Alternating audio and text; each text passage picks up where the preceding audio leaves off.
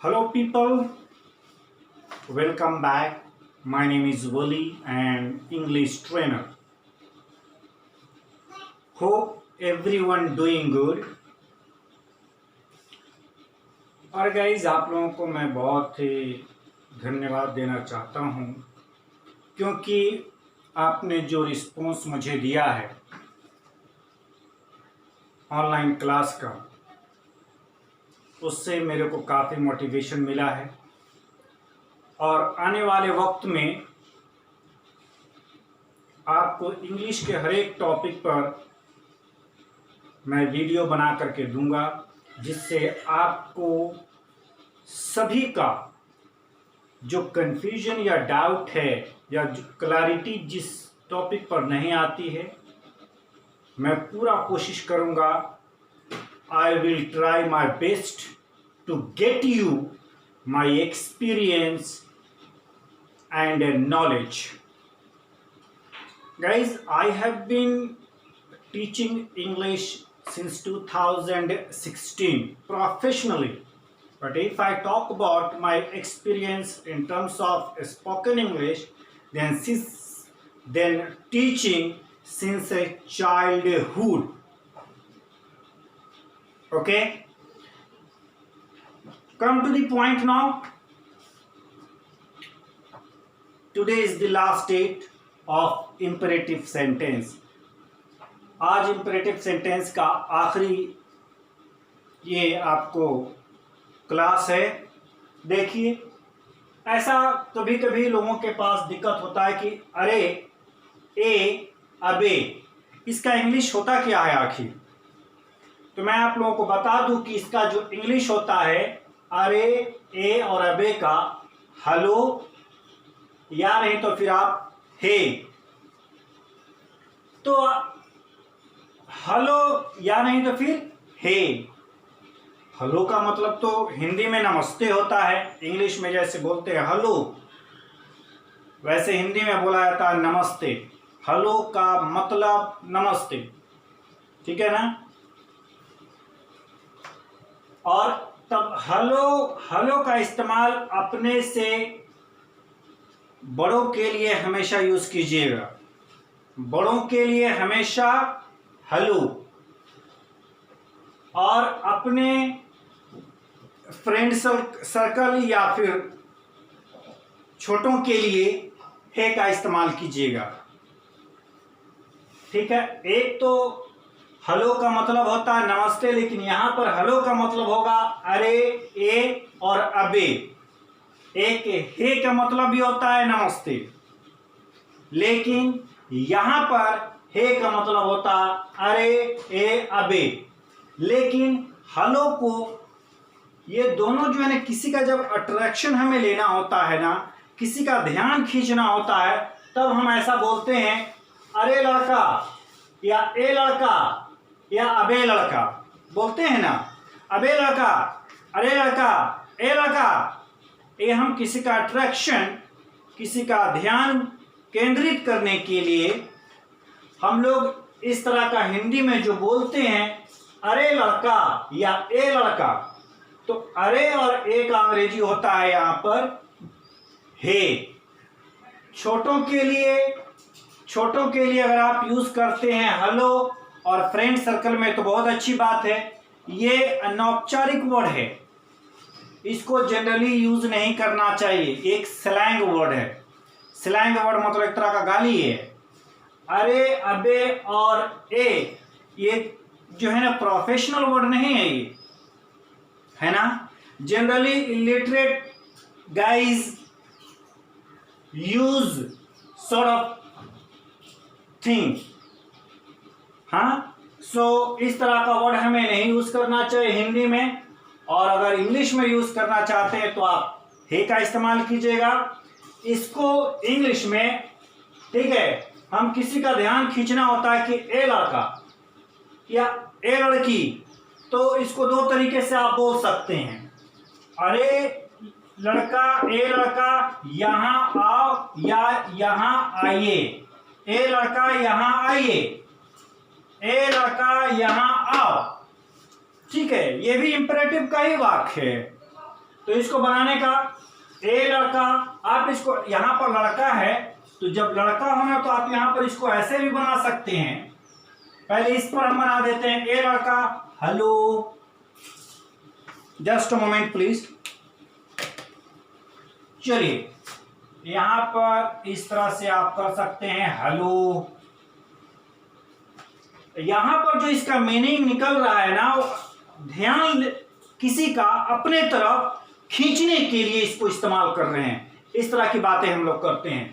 तो ए लड़का हेलो, ठीक है, हेलो का मतलब हो गया ए, अगर लड़का है, ठीक है ना, हेलो। फिर क्या है यहाँ पे, आप हेलो बॉय भी बोल सकते हैं, कोई दिक्कत नहीं, यहां पर हेलो बोलिए या हेलो बॉय बोलिए, आपकी मर्जी।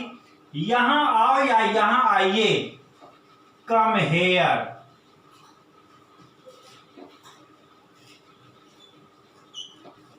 ठीक है। आप इसको इस तरह से बोल सकते हैं, ऐसे भी बोल सकते हैं। लड़का है तो you boy, you boy, you boy का मतलब ए लड़का या अरे लड़का, ठीक है। अरे लड़का, ए लड़का, अबे, अबे बोलना हो तो अबे जनरली जो है ना नहीं बोलना चाहिए। जैसा मैं बोला वो प्रोफेशनल वर्ड नहीं है, अनौपचारिक वर्ड है, अनौपचारिक वर्ड है, इसे जनरली इस्तेमाल नहीं करना चाहिए।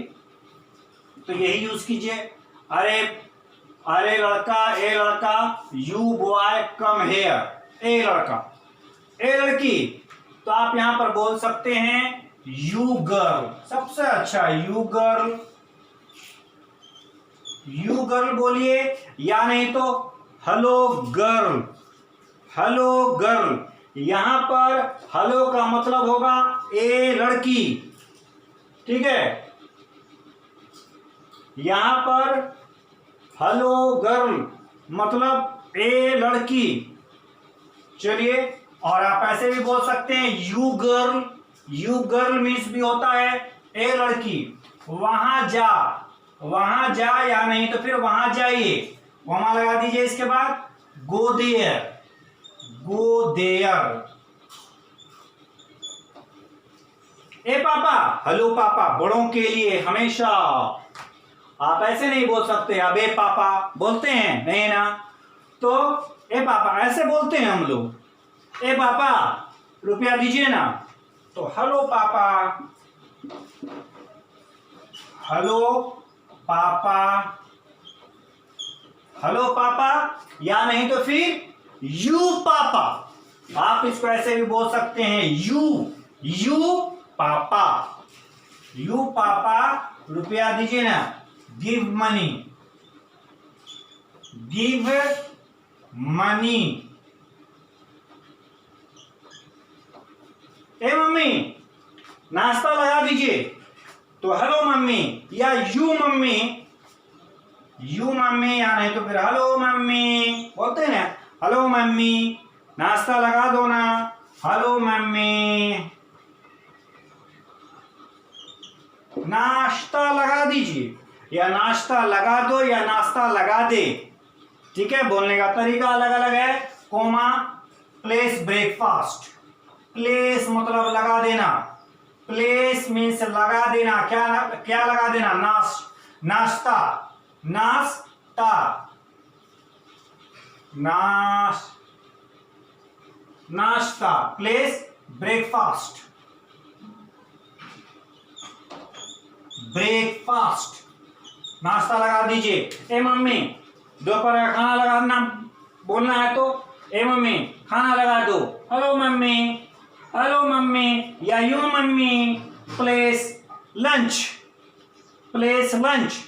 ए मम्मी रात का खाना लगाने के लिए बोलना माँ को, मम्मी को, ए मम्मी खाना लगा दीजिए, hello mummy place dinner for me. आगे आते हैं इसी इंपरेटिव में। इंपरेटिव में बोलना हो कि बिंदास रहो, बिना कोई संकोच संपर्क कीजिए, या बिना कोई संकोच रहिए, या बेहिचक रहिए या बेहिचक संपर्क कीजिए। बहुत तरह का इस तरह का वाक्य बोलते हैं हम।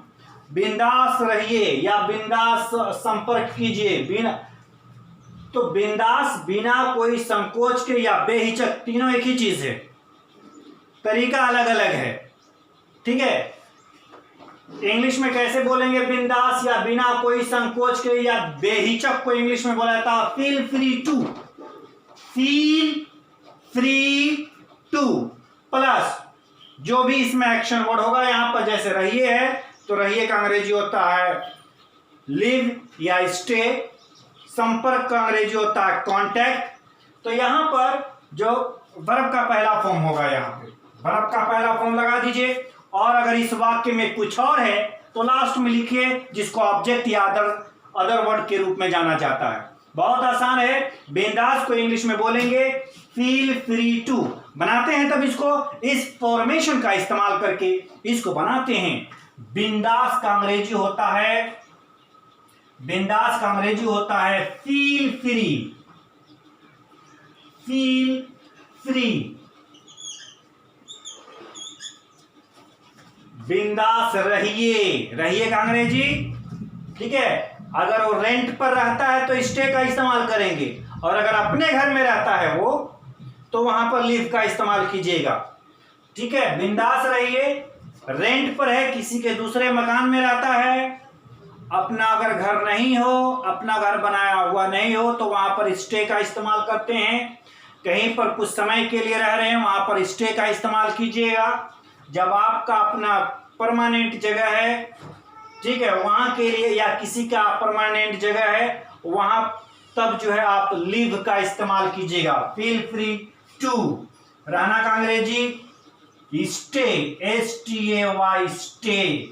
स्टे रेंट पर रहने के लिए, किसी दूसरे के मकान में रहने पर स्टे का इस्तेमाल करते हैं। कहीं पर आप गए कुछ दिनों के लिए, कुछ समय के लिए, कुछ महीनों के लिए, तो वहां पर आप स्टे का इस्तेमाल कीजिएगा, न कि लिव का इस्तेमाल करना है। क्योंकि दोनों को हिंदी में तो रहना बोलते हैं लेकिन मीनिंग में फर्क है। ठीक है, फील बिंदास रहिए या बिना कोई संकोच रहिए या बेहिचक रहिए, है ना। तो तीनों का अंग्रेजी क्या होता है? Feel free to. अब एक है बिंदास संपर्क करें, तो बिंदास का अंग्रेजी हो गया फील फ्री टू, और संपर्क का अंग्रेजी होता है कॉन्टेक्ट। कॉन्टैक्ट, कॉन्टैक्ट नाउन भी है, वर्ब भी है। यहां पर वर्ब है, मेन वर्ब है, मेन वर्ब, वर्ब का पहला फॉर्म है ये कॉन्टैक्ट।